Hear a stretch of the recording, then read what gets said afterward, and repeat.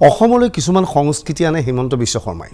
যোৱাবাৰ হিমন্ত বিশ্ব শৰ্মাই এটা নৃত্য সংস্কৃতি আনিলে নিৰ্বাচনী প্ৰচাৰ অভিযানত গান নাচ থাকিবলৈ সেইটো হিমন্ত বিশ্বই বজালে লগে লগে আজিকালি কংগ্ৰেছৰ সভাটো গান নাচ থাকে কেতিয়াবা বাবুৱে গান গায় কেতিয়াবা অজয় ফুকনে গান গায় হিমন্ত বিশ্ব শৰ্মাই এইবাৰ নতুন এটা সংস্কৃতি দেখুৱাইছে তেওঁ যেতিয়া চাইকেল চলাবলৈ যায় বা পদপথে যেতিয়া যায় তেতিয়া তেওঁ পুষ্পবৃষ্টি চলোৱা হয় ফুল ছটিওৱা হয় আৰু ফুল আচলতে বিজেপি কৰ্মীয়ে লৈ আনে পৰৱৰ্তী সময়ত তাৰ মাজতে বহুত স্বতঃস্ফূৰ্তভাৱে ফুল লোৱা মানুহ নথকা নহয় কিন্তু সেই সংস্কৃতি এবাৰ কংগ্ৰেছে অনুকৰণ কৰিছে নেকি আজি বকুত ছয়গাঁও সমষ্টিত এনে এটা দৃশ্য দেখা গৈছিল প্ৰদ্যুৎ বৰদলৈ আহিছে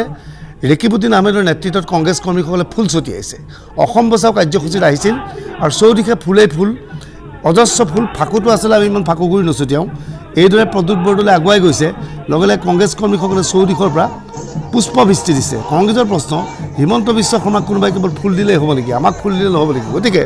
প্ৰদ্যুৎ বৰদলৈ দেখা চাওক এনেকৈ ফুল মাৰিছে চকুতে বন্ধ হৈ যাবলগীয়া পৰিৱেশৰ সৃষ্টি হৈছে গতিকে স্বাভাৱিকতেই কংগ্ৰেছে এই সংস্কৃতি হিমন্ত বিশ্বৰ পৰা অনুকৰণ কৰিলে নেকি সেই এটা প্ৰশ্নৰ বিষয়